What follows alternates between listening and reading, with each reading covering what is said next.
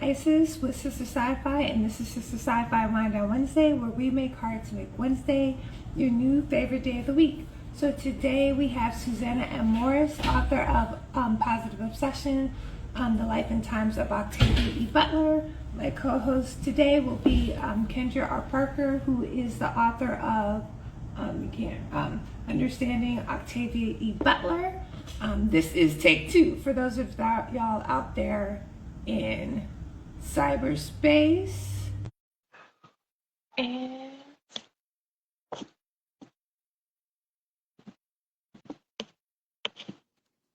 All right. Hey. hey, okay, so that's what I'm up to. How are you? Good. How are you? I'm good. I can't see you, but that's okay. Okay, I can see you. Earlier, I was like, I'm here, but it's not letting me on. So Yeah, and usually when that happens, I just need to try it again. So I'm trying to add Susana. Here we go. earrings on. All right. How are you today? Good. Good. How are you? I'm good. All right. Hey, we're here. We're cooking. Yes. Terrific, terrific, terrific. Thank you so much for your patience while I restarted that. Um, hmm how, Hey, Kendra. Hey, Susanna, how are you? I'm sorry, I'm I'm good. fangirling. So, Oh, girl. Yes. oh, this We're is so here. I'm exciting. so excited about the conversation. Yeah, absolutely.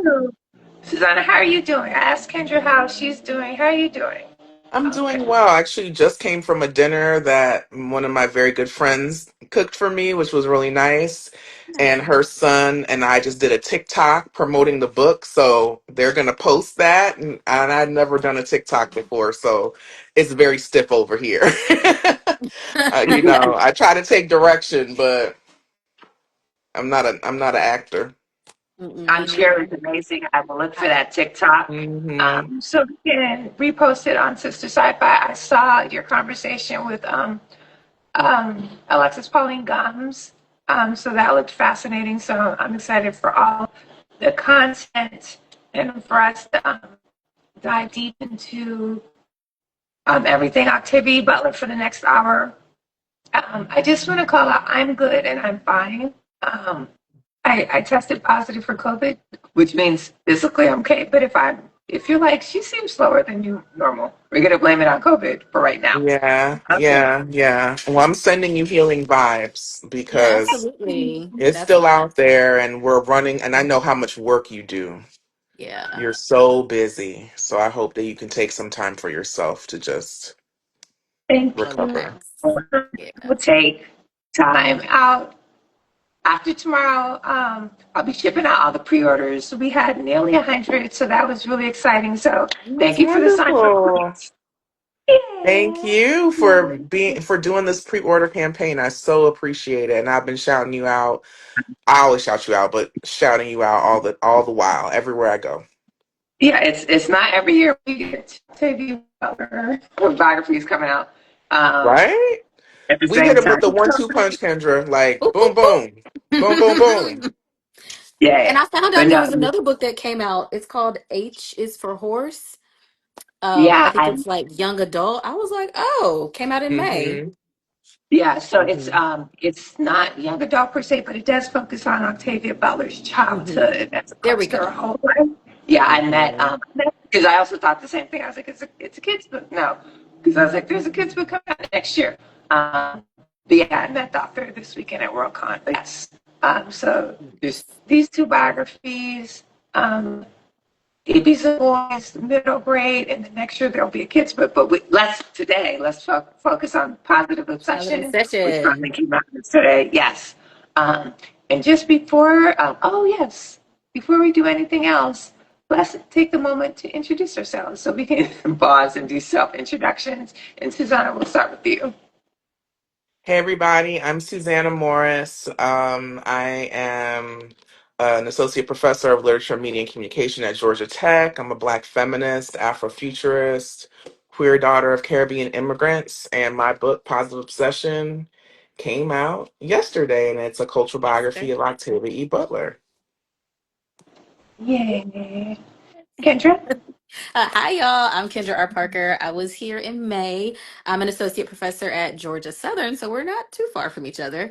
Georgia Southern, I teach FM Lit, Black Vampires, courses on Octavia Butler, and my book on Butler came out, Understanding Octavia Butler came out in April of this year, and I'm super excited to be here tonight to have this conversation about positive obsession. Yeah. And I'm my sister, sorry, Sister Sci-Fi. So I just have to ask this question. Did, did y'all be hanging out like before the books? Like, reading? I was familiar with Kendra's work, I was you gonna say, in my know. mind, we hung out. Like I assigned, you got this chapter on it's Afrofuturist feminism and fledgling, and so I Hmm. assign it to my students all the time, and we love it. And they're like, "Ooh, Thank the you. tenets of Afrofuturist feminism," and then your work with Crunk Feminist Collective. So in my head, we hung out, but no. Yeah, I got my crunk feminist shirt on. This is what a crunk feminist looks like. Thank you so much. Yes, and I'm a big fan. And not to try to scoop you right now, but I've said, Kenitra Brooks and I have a series over at the Ohio State University Press, and we're always looking for new books. So send us something, Kendra.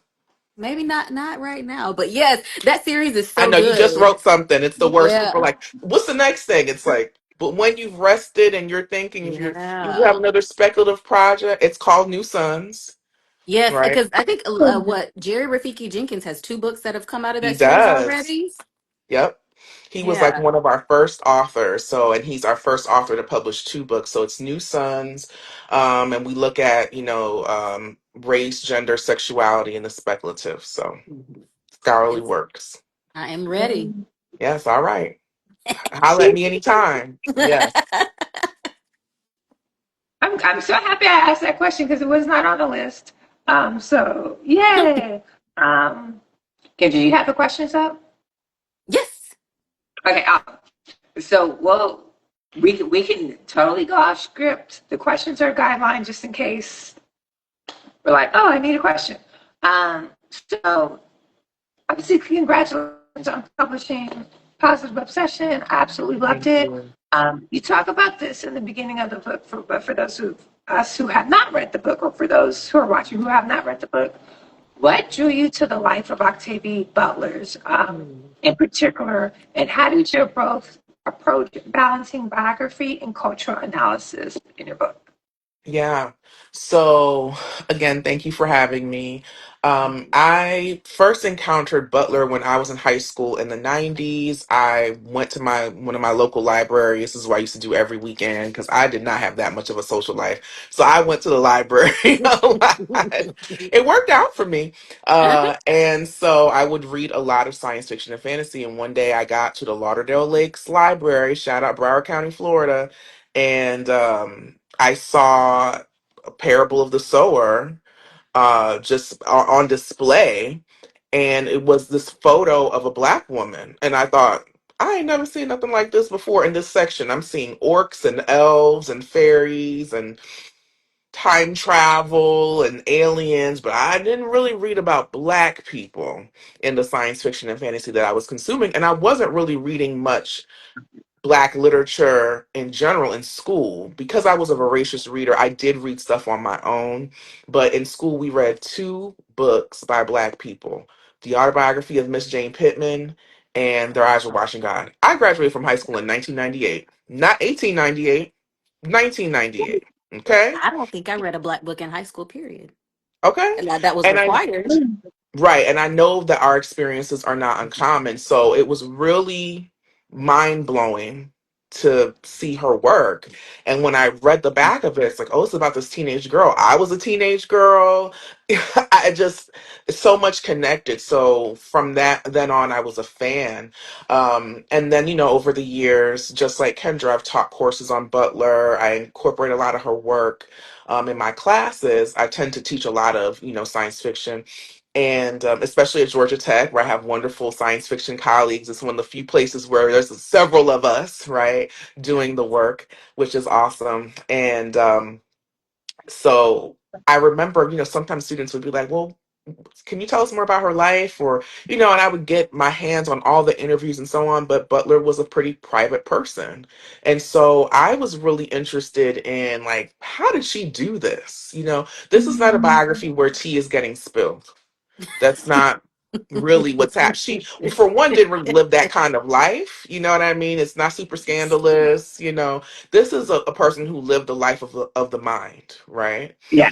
Yeah. And so I wanted to know more about that life. What was her interior life like? Tell me about the research. I want to know about the trip to the Amazon, like, where she was trying to work out her fear of the bot fly and all of that. So, um, for me, balancing the biography part with the kind of the life and times was not super difficult because I kind of went in with that. As I was looking at her, archive, it was very clear that they work tandem, right? So in one journal, for example, and I know you saw this in your research as well, Kendra, that she might be like having a grocery list. She might be like, oh, I got to go to Lane Bryant later and pick up a blouse, which as a fellow Lane Bryant shopper, I feel your pain, girl. What were the fashions like? Unclear.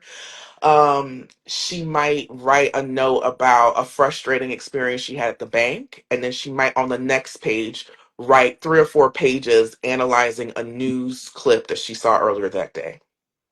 There are hundreds and hundreds of newspaper clippings, so many, right? That she just on a variety of topics. Parenting. She wasn't a parent. Parenting, right? The environment, gun laws, international relation, all kinds of things. She Pop was culture. supremely pop culture. She was super interested in so many things. So it wasn't like a stretch to kind of marry the like life and the times because it was right there on the page in her journals and when you speak to people who knew her and so on, and that she was just really plugged in and engaged with the world. She called herself a news junkie. So she was really plugged in. So I wanted to be like, okay, there's really no way to understand the Xenogenesis trilogy if you don't think about her absolute disdain of Ronald Reagan and her deep fear of nuclear war. Like, you can't really skip over that, even though the nuclear war part seems small in the series. There's a lot more like alien sex happening and stuff like that. But the Mhm. backdrop, how we get to the alien threesomes, is nuclear war, Yeah. right? And that was a real fear that she had, that if you were alive in the 80s, you know how it was, right? And before, right? So yeah. Well, and it's funny you say that because you're talking about she's interested in all these things, and I think earlier today when you Hmm. were talking to um Alexis, I don't know her like that. I feel real weird calling her that, but Alexis Pauline Gums, when you were talking to her, you said that you tell your students that Butler basically got like 10 PhDs. Hmm. And so what that speaks to for me is sort of the title of the book, which is Positive Obsession, which came from her essay and her desire to write her positive obsession. And so, Hmm. how does thinking about that phrase, positive obsession, shape how you approach this book project? And then how you even approach some of your own work and even teaching Butler? Yeah, I love that question. So, Positive Obsession was the title of the book from the beginning. When I wrote the proposal, I Okay. was like, Positive Obsession, the life and times of Octavia E. Butler, and it never Nice. changed, which, that usually doesn't happen. You write something and Mm-mm. there's a whole lot of like that title's already been taken or that one's, all that kind of stuff.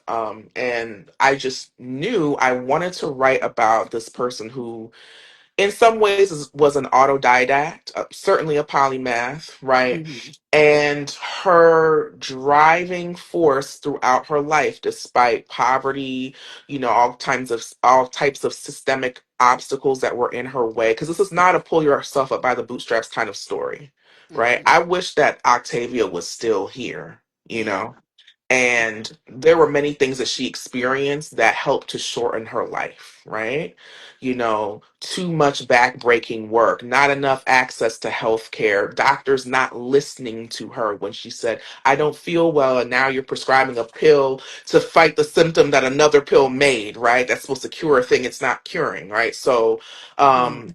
But despite all the obstacles, she had this drive to think, to research, to create, to perfect her craft. And so it was an obsession. She Mm-hmm. eschewed a lot of the traditional markers of womanhood, right?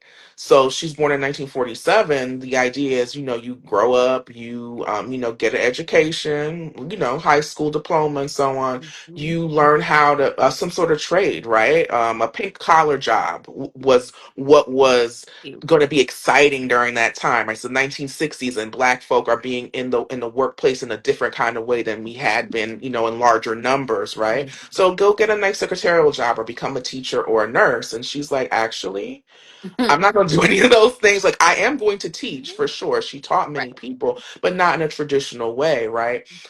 And so I'm going to take these jobs on, temporary work, part time, weird hours, so that I can really work on my craft, right? And then all the years that she's writing, well into the 1980s, where she's written 5, 6 books, and the money is not there, right? But yet and still she's a published writer. So despite the way it looked in the beginning, we get to see the aftermath, right? The MacArthur Genius, the all the awards and so on, all the Hugos and the Nebulas. But for a long time it was like, maybe you should go get a day job, girl. Like, this is this panning out, Mm-hmm. which is something that artists get a lot, right? So that was really what I was so interested. One of the things I was so interested in is, what does that positive obsession look like on a daily basis? Oh. How does it show up in her teen years? How did it show up in her 20s, 30s, 40s, 50s?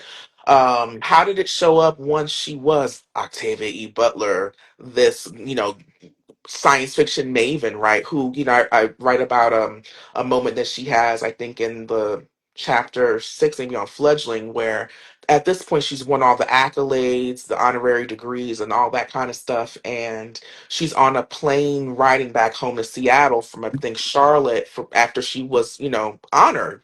And she's like, am I even a writer? I'm not really writing. I'm not writing anything good. I'm like, Wow. girl, what do you mean? Mm. You're Octavia E. Butler, but she was a human being first, right? With all the Right. requisite fears that we all have. So, and yet, despite the word, the writer's block, and all the other things, she still did the work. She did the work. Mm. Yeah. Doing the It was work. fascinating for, and oh yeah, it was fascinating for me to read like Octavia Butler almost returned advance for Parable of Talent, and I was like, could you imagine a world without Parable of Talents? Um, so yeah, it was there was so much insight into like not only her success and her inspiration, but what Hmm. she continued to navigate even when she had reached Yeah. like a level of prominence, right, in her Hmm. in both her creativity and the day to day. So Yeah. thank Absolutely. you so much for that.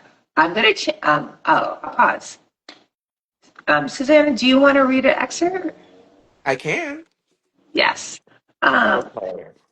if you need ideas, I think the beginning and how you found Octavia Butler in the library is a great excerpt. But if you have something else that you want to read, that's also Yeah, I was gonna read a section from the first chapter that's called The Birth of a Writer.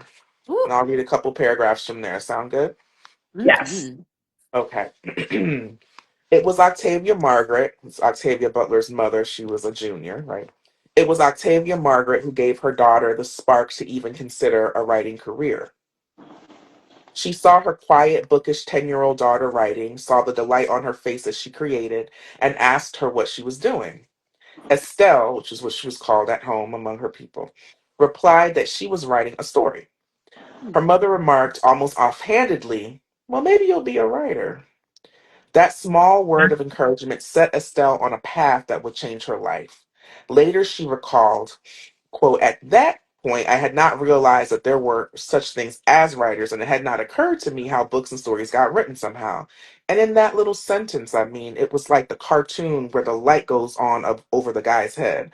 I suddenly realized that, yes, there are such things as writers. People can be writers. I want to be a writer.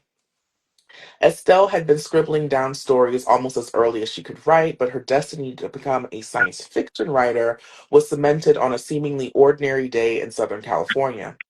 As a little girl, Estelle was obsessed with horses and wrote many of her earliest stories on them.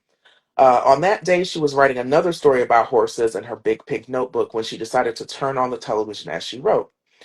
Even though the strict Baptist sect Estelle belonged to forbade going to the movies, her mama let her watch movies on the TV at home, a loophole that allowed her a window into more secular entertainment.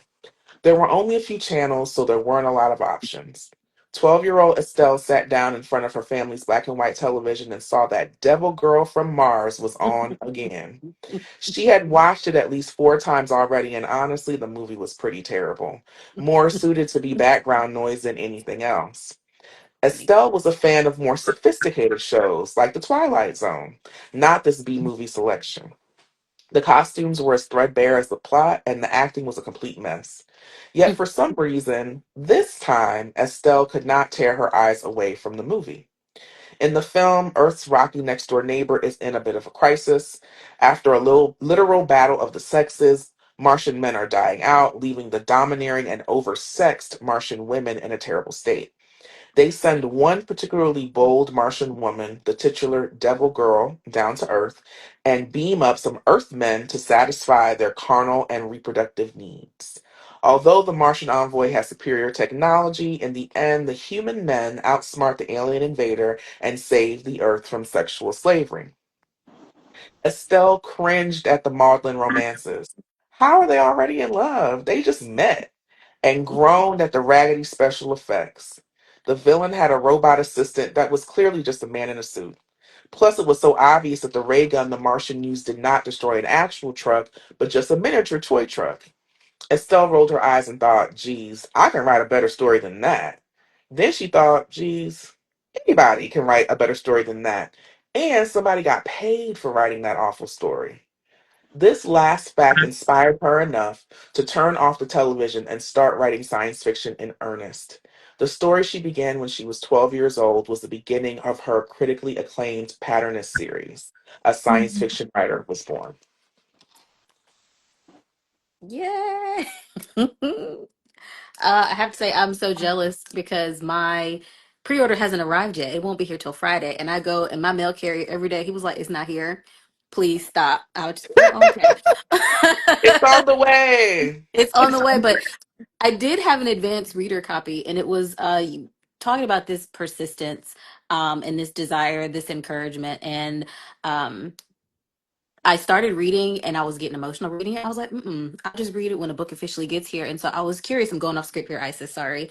But were there any sort of barriers that you faced while you were writing and also like going through her archives? Like, were there any, not emotional hangups, but was there anything that stopped you in your tracks that made you think maybe I need to go in a different direction? Anything that surprised you that you came across in her work? It's a layered question, but hmm I started working on this book in February of 2020. no. So at the right before the pandemic had already started, but we didn't know, Yeah. right? We were still running around, and Nah. so the past 5 years have been a really tumultuous one. The past 5 years of working on this book personally, and of course globally, all the things that are happening. So that for sure shaped my sort of the knowledge of like I'm writing this book about such an important figure, a figure who has transformed my life. Excuse me. And so, though it is a slim volume, I could have written probably 10 times more, right? Um, her work, her story is so necessary always, but particularly now, you know. So I felt charged with a singular mission, you know. This is not the only way to tell Octavia's story, and I hope that there are so many other books besides our books that approach her story from different angles. I don't believe in scarcity. I think she's Mhm. so rich and complex that there's so many ways to think about her, and all those ways are necessary because we are living in the dystopia of 2025 that she predicted, that right? she And did not want us so to have. she did not want us to have. It was a cautionary tale. So many cautionary tales. So that was always in the back of my mind. And thankfully, I had really wonderful editors who were like, "Yeah, send me the chapter, girl. What you mean? I mean, I wanted this book would not have been out at this time if I had gotten what I wanted. I'm like, oh no, I need more time. I need to, and they were like, the book need to come out. It needs to come out. You've done so much research. This is not haphazardly put together. Do these edits, and and also just a really wonderful supportive community. My chosen family who's just like, girl, you got this, and of course I have deep roots in science fiction and Afrofuturist communities, and folks were just like, you got this. I talked to many people, interviewed folks, formally and informally for the book, and so that was helpful in so many ways. In terms of like surprising things, I think it was surprising, at least initially, with how hard she was on herself. That was hard to read, right? It was hard to read. I thought, you're so good. And of course she had moments of being like, "Ooh, I did this. Yep. Yes, This she is great." I mean, she had the moments, let's be clear. But she held herself and others to such high standards that when she felt she didn't meet them, and sometimes she couldn't meet her high standards because of external forces, right? The editor said, "I want the book now." Right? Or they said, we had to censure this particular language. It's too violent, or there's too much sex, or something like that. And she would fight with editors about that. Or publishing things when she thought they weren't ready because she needed the money, which, in the case of Survivor, right? Um, but yeah, just she was really hard on herself. She could be so generous to others, and she did not always extend that level of generosity to herself. So that was hard to read. Yeah. That was hard to read. I Yeah. agree. And I'm glad that the generosity that she extended to others, it's something that you got to experience in the writing communities you're talking about. Because I do think that really is important. Like a book for me is never a solo writing activity. Like, yeah, I might No. be writing it alone, but there are Mm-hmm. people constantly in your ear like, hey, have you been? Are you? You Mm-hmm. can do this. Mm-hmm. So Mm-hmm. that's Mm-hmm. good. Yeah. Yeah, agreed. The next thing I want to explore is that Octavia Butler's work continues to have such an impact on like society, on literature in general, on science fiction. I just watched Earthseed, which is a movie inspired by, anyway, more of a documentary. Oh. What I enjoyed about Positive Obsession on page 21, it talks about Octavia Butler's literary inspiration. So it talks about Ursula K. Le Guin. It talks about Henderson. How do you feel like Octavia Butler found and connected to her literary inspirations? Mm.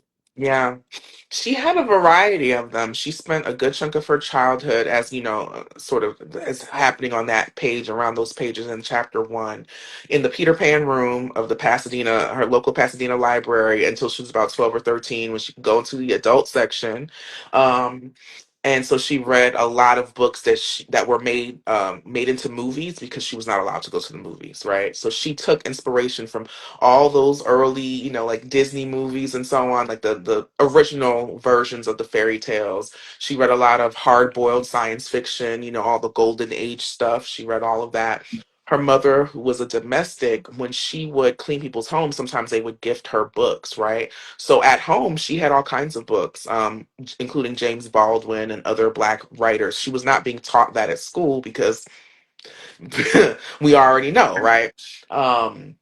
So she was a voracious reader. She did comment in her early 20s, like, I think I read too much science fiction. I need to read other things.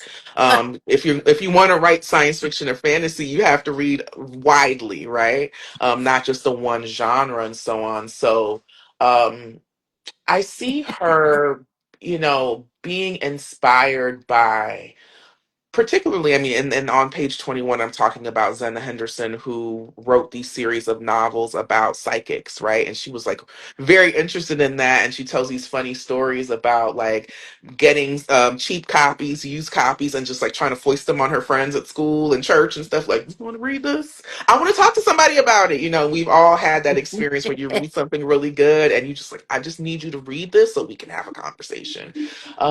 And so she was really interested interested in sweeping stories, right? Stories that were kind of cinematic in particular kinds of ways. One of her favorite books is Dune, right, by Frank Herbert. And so you can see other books that she said, these are books that are not in the same genre as her, but have that kind of cinematic quality, were like Shogun and The Godfather, right? Which was like Octavia Butler and The Godfather, but yes, sweeping narratives. That's what she was trying interested in, right? In particular kinds of ways. Books that you get fully immersed in the world building, right? And I think those are the things that show up in terms of her inspirations. Mm. Yes. Um, Well, speaking of world building, it's no easy task to do because yours is it's a true cultural biography of Octavia Butler.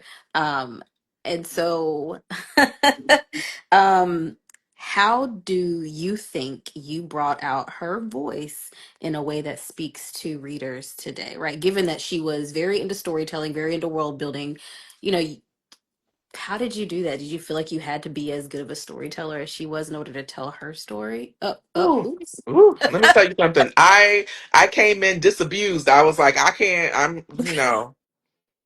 can't even attempt, right? But Yeah. I am a storyteller, so let me do Mhm. the best that I can.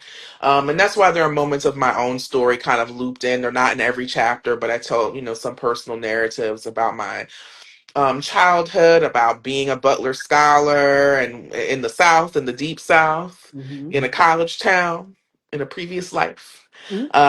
And what that experience was like and so on. And so I think because I read every single journal, like 10 times, I don't know that I was trying to imitate her voice, but I could Mhm. get the sort of the cadences and the sort of notes, right, to a certain degree. So even like what I just read, um, is kind of in the voice of young Mhm. Octavia, right, young Estelle, who was very incisive and cheeky as a young person.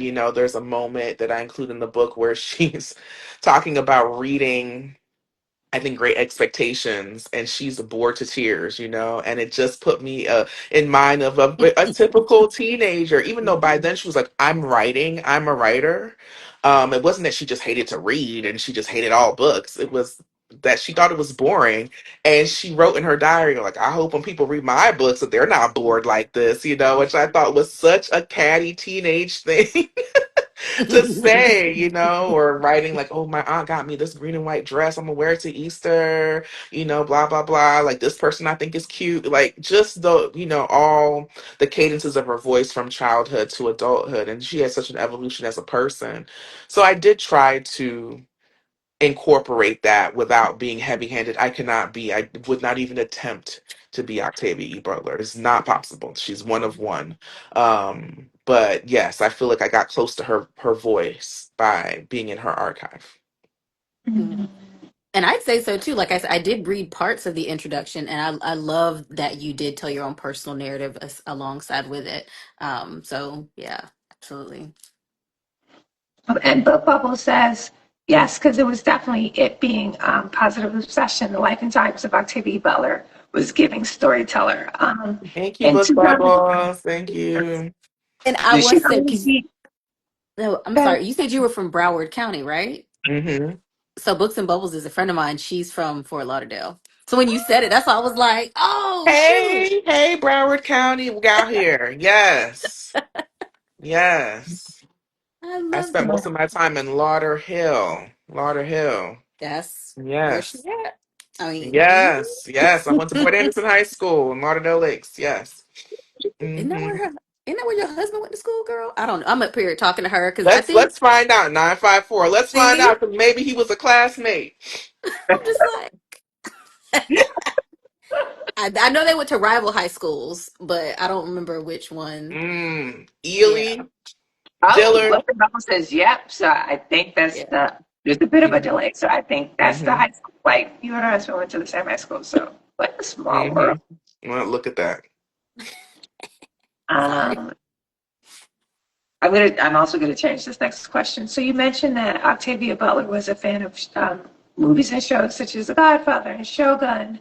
I'm asking this question as a reader, a fan, and doing prelim homework. So for the both of y'all, what do you think Octavia Butler would have thought of the film Sinners? Ooh, she was a serious film critic. I think she would have enjoyed it. She would have had her critiques. She also wrote lots of like film critiques in her papers that she didn't send anywhere. They were just her own notes. Like, ooh, Crouching Tiger, Hidden Dragon, loved it until the end. She was like, I'm done with this movie. Was so mad, you know. But yeah, I think she would have enjoyed it, and I think she would have liked the spin on the vampire legend, right?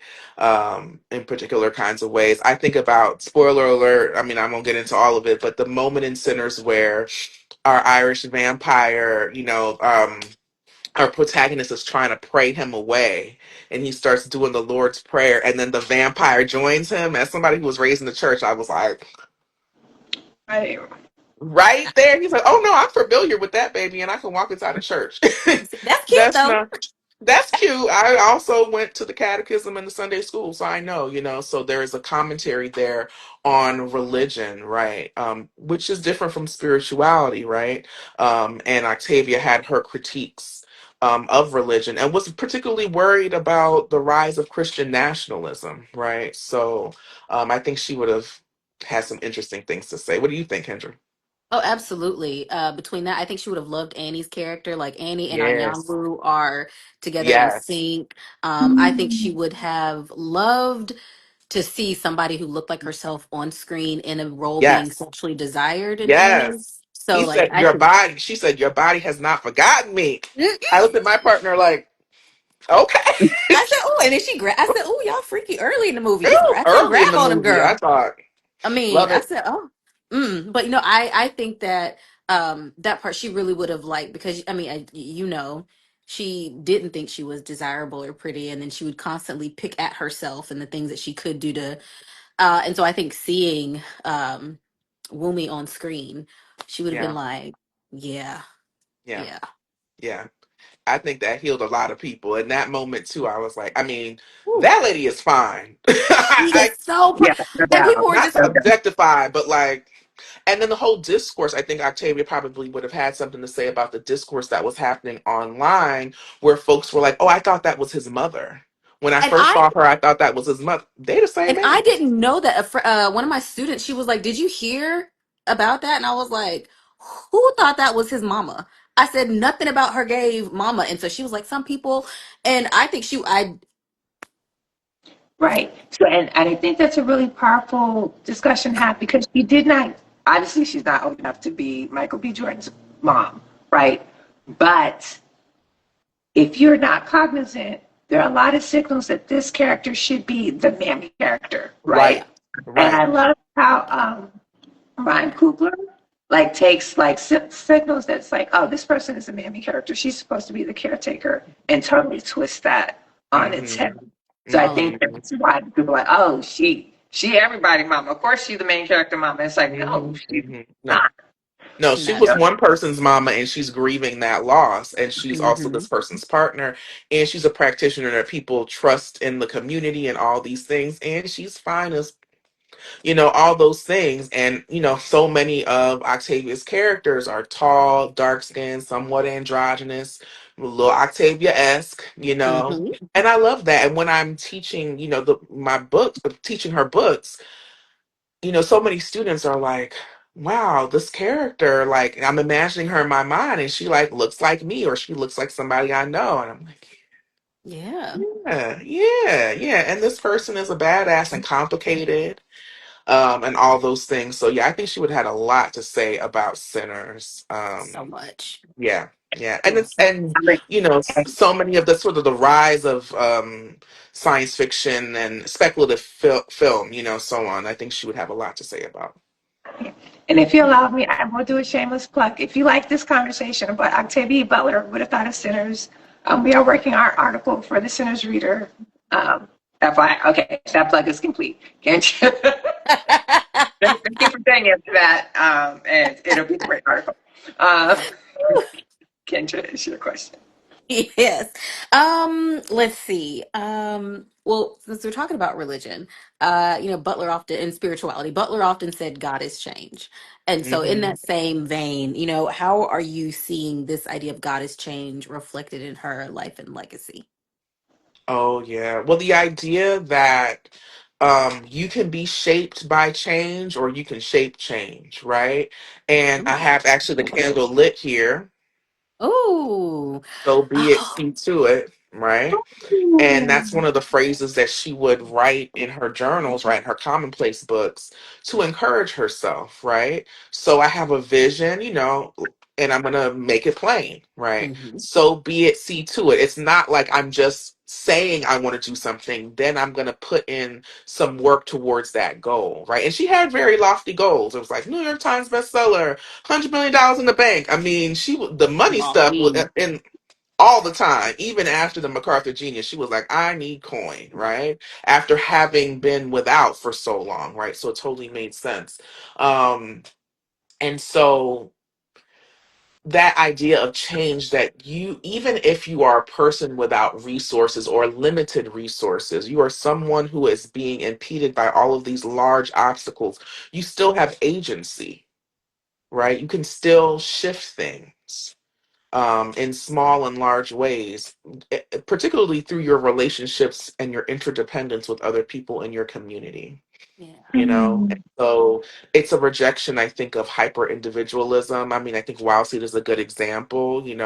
In Yeah. general, I'm not about binaries, but Doro being very destructive and extractive, and he could just take as many bodies as he wants, and then Anyanwu being like, I'm gonna stick near my community for 300 years or so, and I'm gonna change, shape and age, and I'll Literally. change my role, but I'm always watching over my kin in a particular kind of way and making sure they're okay, and not in a mammy kind of way, right? Because I Hmm. think so often these controlling images, right, they reduce the possibilities for black representation, right? You can be a caregiver, you can be a caring person, and you don't have, if you're a black woman, and you don't have to be a mammy, right? The mammy Right. figure is in service of white supremacy, right? So even if you big and black, if you're caring, you don't necessarily that doesn't mean that you're a mammy automatically, right? And so that she doesn't write mammies or martyrs or anything like that. She writes really complicated folks who are agents in their life, even when they don't have a lot of power. Um, Lilith in the Xenogenesis trilogy is a good example of that when she wakes up in that room Woo. naked, right? Anybody else would have lost their mind. I'm like, take me out. I don't want to leave me in the pod. I don't want to do this. Right. And she finds a way to survive. There's so many characters like that, that they find a way to survive. Oftentimes there's compromise. They have to make coalitions with people they wouldn't generally want to be in coalition with. But that's the reality of life. Right. And so it's not that God has changed and stuff is just happening. It is like you are a collaborator too. You can shape the change. I think is really powerful. No, absolutely. Mm. If Octavia Butler were alive and writing today in 2025, what Mhm. issues do you imagine she would be grappling with in her fiction?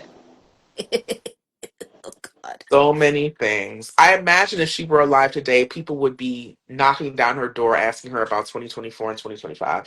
She would be beating people off with a stick. Like, I told you in 93 what to do and you didn't do it. But in all due seriousness, I think she would be really plugged into the global rise of fascism.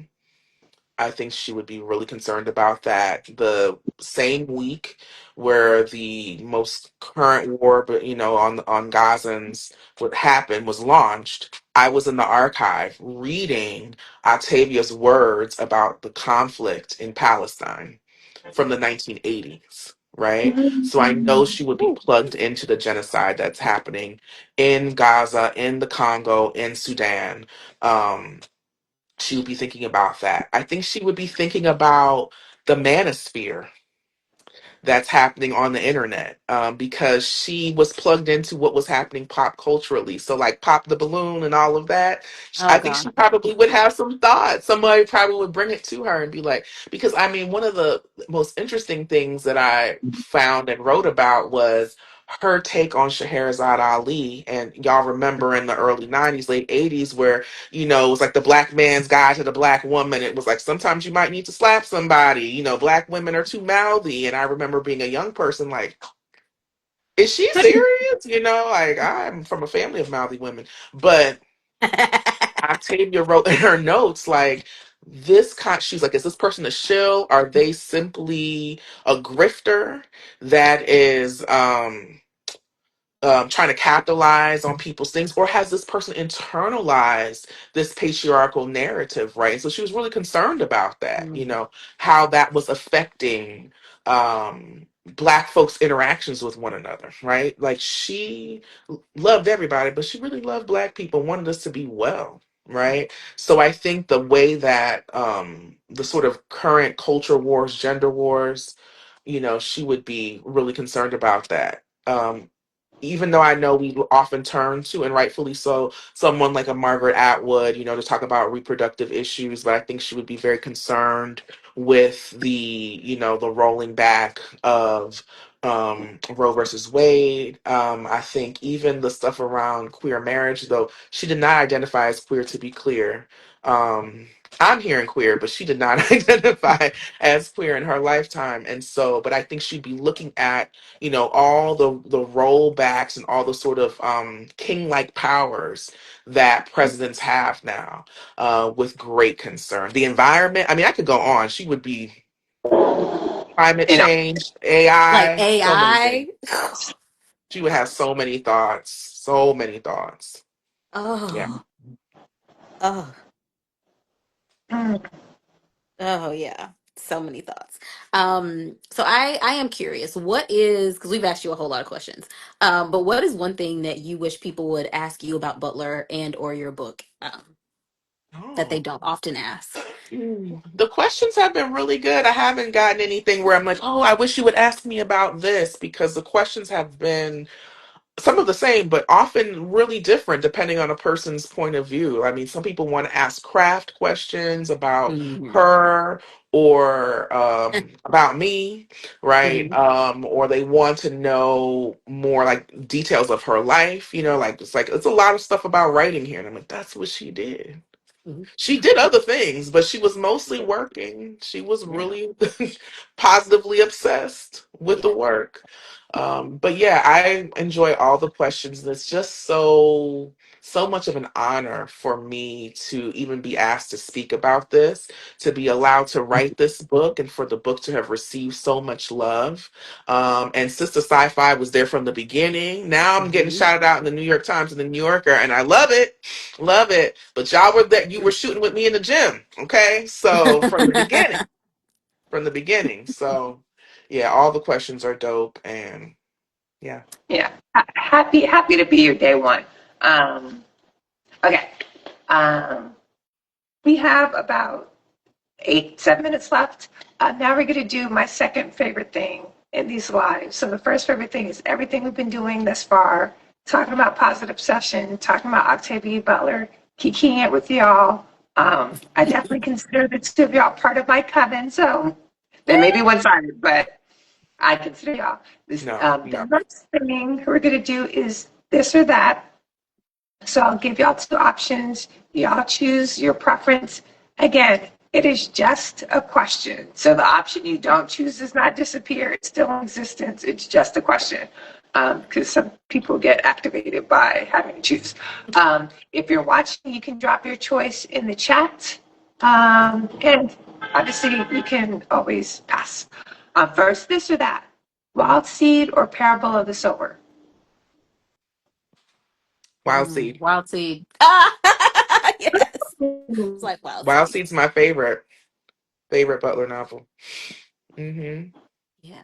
I don't know if I have a favorite Butler novel, that I will admit, but of the two, Wild Seed, it's just such a good story. Um, Good story. Yeah. such a good story. Hmm. But I do have a favorite, and I definitely think it's Dawn. Yeah, But I love that. More people need to read Dawn and Adulthood Rights and Imago. That's my Hmm. favorite series. My favorite uh, series is all those three books. yes, I think more yes. people should read Clay's Arc. Ooh, Only That's a deep because, cut. That's a deep cut. yeah, because Clay's Arc is, oh my, everybody's like, my students are like, this is weird, but I was like, uh-huh. Clay's, like, I don't have a favorite, but I want more people to read Clay's Arc. Hmm. Clay's Yeah. arc was Clay's like deep cut is and when I read Mhm. Clay's arc, I was like, what what was Butler going through that she made me go through this? And then like Yeah. y'all talk about like her friend dying of cancer, and I was like, oh, okay. Yeah. And then, you know, because I was like, I was her when I put Yeah. down Like, what Clay's you arc, doing to I was me? her. Yeah. Yeah. So Yeah. Yeah. yeah. Okay, speaking the next question, RC community or patternist network? Ursi. Oh, shoot. Part of me is like patternist because I like to be connected to people mentally, but practically Earthseed. Because Um, it's sort of a nice, I mean, a community where people are kind to each other and help each other and Hmm. aren't exploitative. Yeah, Right. Earthseed. Yeah, the patternist community, it's too much about competition. By the Yeah. and time we get to Pattern Master, way Yeah. far in the future, it's very scary to me, the idea that there's like very little art, there's very little, everything is just like the whole thing about families not being able to even be close to one another, which is a thing that, Butler plays with throughout her canon, right? Where it's like you can't even Yeah. physically touch this person, you can't be in the same room with them or something like that. But this sounds lonely. Very much. This seems mm, lonely. Earthseed, Sounds like the direction we're headed in. Which is why I just like the telepathy part is cool to me, but no, practically the Earthseed yeah. for sure. They're yeah, using the telepathy to fight people. I'm like, if Yeah, and I don't want no special powers to fight. mm, No. no. and it's fascinating because, Oof. like, you know, Mind of My Mind was so revolutionary. Mary was such like she stands up against like this really like this powerful force in Doro, and you're like ready for like the next step of the revolution, and then you go, and then you're like, oh, we ended with that. That's not where I thought we are going. Nope. I Yeah. just want to bring Yeah. in Nope. some of the comments. So in this essay, it says Donna's my favorite trilogy or the Exogenesis series. Um, Justine says Kindred is up there. For that, the first this or that, I thought about Kindred and blah, blah, blah, but I substituted it with Lost because me. And this essay definitely says Earthseed. Okay, so the next question. God is change or choose your leaders with wisdom and forethought. Choose your leaders with wisdom and forethought. Mm, that's a tough one. It is, but I think, oh, but choose. I think because that's in my bio somewhere. Choose your leaders with wisdom and forethought. So I'll go with that one. But I love what you said earlier about you can either shape change or allow change to shape you. And I was Yeah. like, Yeah. But mhm. that message can be co-opted, right? You can be like, Yeah, well, I'm a change agent. I'm in charge. And so it hmm does not necessarily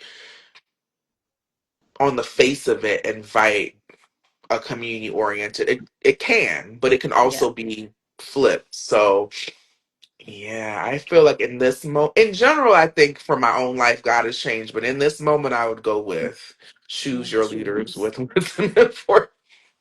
Okay, okay, Let's do okay. that. I'm going to ask Yeah. that question. This one I'm super excited to ask the two of you, mostly because I have not been to the archives at the Huntington Library. So Octavia Butler's journals or Octavia Butler's fiction? It's like choosing your favorite child.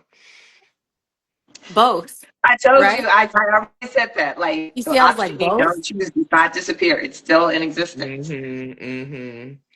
I think the fiction is more accessible. Anyone can go to the Huntington. You got to apply to get a library card, but it's a library, so you can go look at the stuff, and you don't have to be in Southern California. You can have a virtual visit with Hmm. librarians and so on. Archivists, yeah, super dope. Mhm. So you just have to go through a process of getting, And it's an limited. account. It's like an hour, 1 hour, three Yeah, hours a month. So like yeah, once, basically 3 times a month, once a week. yeah, But yeah, Okay. You did talk about that in your, yeah, yeah. or, So yeah, I would say the fiction. Absolutely. I said both because I was like only because I remember going into the archive and just opening the stuff and I was like, you actually have to focus. You can't let your tears fall. You have a Sure, limited amount of time, and so I was just sitting sure. there looking. I was like, I was like, girl, it's just her handwriting. You haven't even read anything. The first thing I think I looked at was like a notebook of hers, like a childhood notebook, and I was weeping in the archive, like same thing. Let me not get the tears on the paper, and the paper is all brittle. You probably know which notebook I'm talking about. It's like Uh-huh. brown, and you Mm-hmm. open, and it's like it's coming apart, and I'm like, who's seeing this? This is Mm. literally falling apart Falling because it's apart. a notebook from like 1955 or something that was just kept. You know how we keep stuff, how your mama keeps stuff. Even Mm-hmm. her mother's things are Her in the mother's had a archive. Her journal. Yeah. mother's journal is in the archive. Yeah. And I think I oh, started with that one first because I was like, ain't no way. And I was like reading her mama's thoughts. Yep, So, yep, yeah, yep, like practically, yes, her novels, but I just, I can never get away from that first experience just sitting there touching her stuff. yeah. mhm. Oh, Ooh, wow. yeah, Sounds so chills just powerful. thinking about it. Yeah, and I mean, I will go. I can't. I mean, like the virtual is an option. I don't even create anything, but I can't imagine seeing like something as rich as Octavia's mother's journals for the first time and that being virtual. So I will save it to see it in person. Oh, yeah. Um, Mhm. You can touch it. okay, last one: utopia or dystopia? It's a weird question, but They're the same.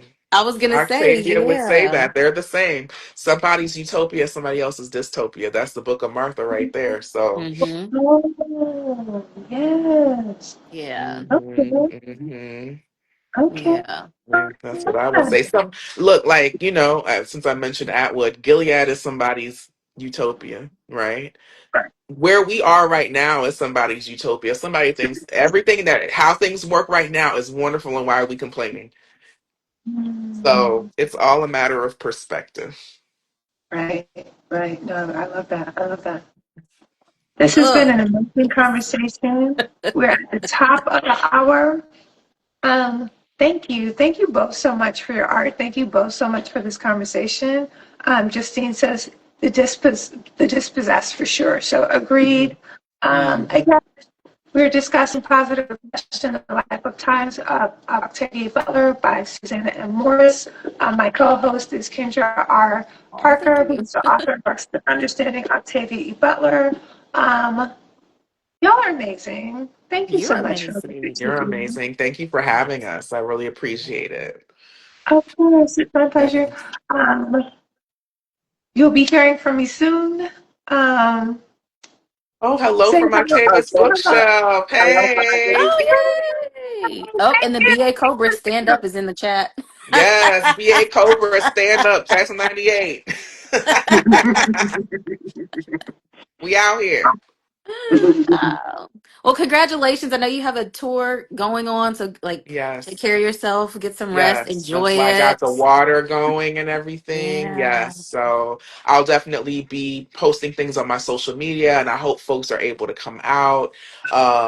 New York, I'm going to be in Petersburg, Virginia, Ooh. um, Philly, DC, hopefully LA. We're planning some Okay. things, and it looks like maybe the Bay next year. So I will keep y'all focused. And Mo came up Yes, to say yes. hello and congratulations.